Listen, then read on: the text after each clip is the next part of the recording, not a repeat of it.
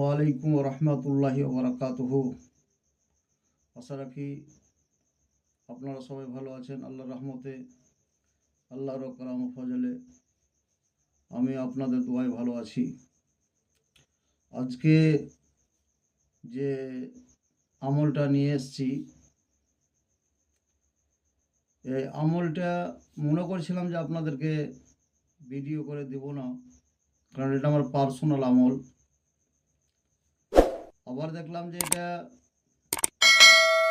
মানুষের কাছে যদি পৌঁছে যায় আর যদি কামিয়াবি হয়ে যায়, তাহলে ভালো জিনিস দেওয়া হয়েছে সাদকা, এবং ভালো ইলিম ভালো কাজের জন্য ব্যবহার করা হয়েছে সাদকা। আল্লাহ নবী সাল্লাল্লাহু আলাইহি ওয়াসাল্লাম বলেন, সাদকা ও তারাদুল বালা, সাদকা করো, তোমার সব কিছু বিপদ চলে যাবে। এবং সাদকায়ে জারিয়া যদি হয়ে থাকে, এটা যে আমল করবে এবং যারা আমলে কাজ এটা পাবে, নিশ্চয়ই তারা দোয়া দেবে। তো যাই হোক, এটা তখনই কাজ করবেন যখন দেখবেন যে আর কোনো বশীকরণের কাজ খাটে না, তখন এই কাজটা করবেন।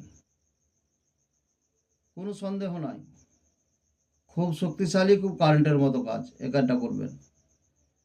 এমন কাজই যে আপনাকে একটু বলি, যদি তালাক হয়ে যায়, মেয়ে তালাক চাইছে, ভাত খাবো না তার, বা তার স্বামী বলছে যে আমি তাকে ভাত দিব না, এরকম হয়ে থাকে তো, সংসারে হয় না, হয়ে থাকে।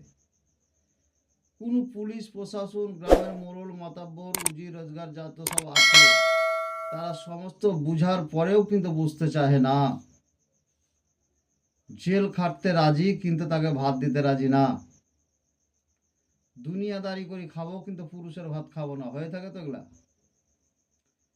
আল্লাহর উপরে ভরসা করে বলতে পারি, এই কাজটা যদি করেন তো না তালাক চাইবে স্ত্রী, আর না কোনো পুরুষ এটা তালাক দিবে। বুঝছেন? এমনই শক্তিশালী, এত পাওয়ারফুল, গোপন পাওয়ারফুল ইলিম। যেভাবে হোক আপনি যেমন করে এই কাজটা করতে পারলে ইনশাল্লাহ আর আপনার তালাক হবে না, আর আপনার ঝামেলাও থাকবে না, কোনো রকমের আপনার অসুবিধা হবে না। কোন অসুবিধা যে আপনার কোনো চিন্তিত হতে হবে না যে আমার স্ত্রী দুটা ছেলের মা চলে যাবে, বা স্ত্রী ভাবছে যে আমার স্বামী আমাকে দুটো তিনটা ছেলের মা আমাকে ছেড়ে দিবে। এই যে একটা টেনশন, হাজারো টাকা যদি থাকে তবু এই টেনশনটা মুক্ত করা খুব মুশকিল। তো চলুন, কিছু সামান লাগবে, অল্প খরচার ভিতরে কাজ হয়ে যাবে। কিছু সামান লাগবে। মোমবাতি, এটা বুঝতে পারছেন, মোমবাতি। একটা মোমবাতি লাগবে, এইভাবে 7টা মোমবাতি লাগবে। 7টা, কয়টা বললাম? 7টা মোমবাতি। 7টা মোমবাতি নেবেন। 7টা মোমবাতি নেবেন, আর একটা মার্কার কলম নেবেন।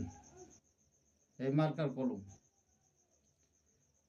কলম নিয়ে ভিডিওতে দেখতে পাবেন মম আছে দেওয়া, মোমবাতি এরকম মোমবাতি দেওয়া আছে, মোমবাতিতে নকশা দেওয়া আছে, এরকমভাবে নকশা আঁকা আছে, নকশা দেওয়া আছে।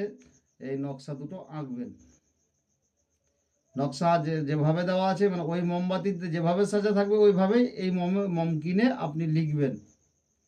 লেখার পরে 7টা মোম লেখা হয়ে গেল।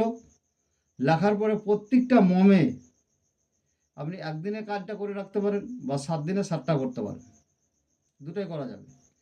ওই মোমের ওপরে একটা আয়াত আছে কোরআন শরীফের, স্ক্রিনে দেওয়া থাকবে।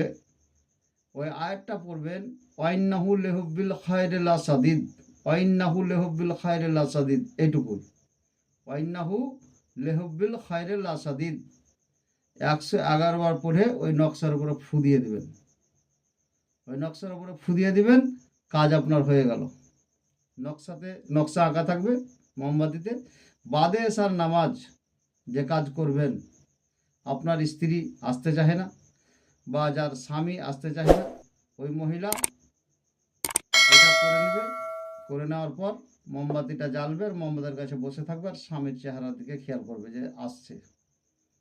স্ত্রী যদি না আসে, স্বামী এটা করবে। করার পরে মোমবাতি জ্বলবে, আর ওটা ধ্যান করবে।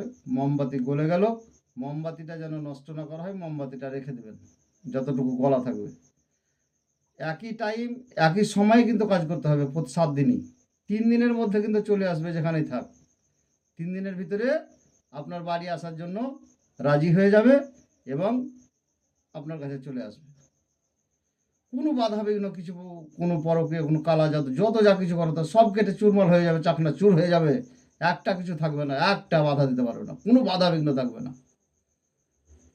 বহুতবার পরীক্ষা করা হয়েছে। 7টা পুরা হয়ে যাবে। 7টা পুরার পর 7টাতে কিন্তু আইন্নাহুল্লাহ হুব্বিল খায়রুল্লাহ সাদিদ, এটা কিন্তু আপনারা পড়ে কিন্তু 111 বার দিবেন। খুব সহজ আমল। এটা করার পরে আপনি ওই মোমবাতি পোড়া জিনিসটাকে কোনো মাটিতে দাফন করে দেবেন পবিত্র জায়গায়। বাস আপনার স্ত্রী চলে আসবে, বা যদি স্ত্রী করে তো স্বামী চলে আসবে। যদি এইভাবে কাজ করেন, কোনো রকমের আপনার বৃথা যাবে না, বাদ যাবে না। বহুত পরীক্ষিত আমল আপনাদেরকে দিলাম, এজাজত সহকারে আপনারা কাজ করবেন। আসসালামু আলাইকুম রহমতুল্লাহ বারাকাতুহু। ভিডিওটা যদি ভালো লাগে বন্ধু বান্ধবের কাছে একটু পৌঁছিয়ে দেবেন। যদি কেউ বিপদে থাকে, কারণ পৌঁছে দেওয়ার কারণ হচ্ছে লাইক করা, শেয়ার করার কারণ হচ্ছে, বন্ধুদের কাছে পৌঁছে দেওয়ার কারণ হচ্ছে সেও যদি উপকৃত হতে পারে তো আপনারা দোয়া দিবে, আমাকে দোয়া দিবে। আমাদের দোয়া ও নেকির দরকার আছে। কবর ও হাসর কিয়ামতের মাঠে শুধু নেকির দরকার আছে বন্ধু। তাই যাই হোক, আমি আর লম্বা চওড়া করবো না।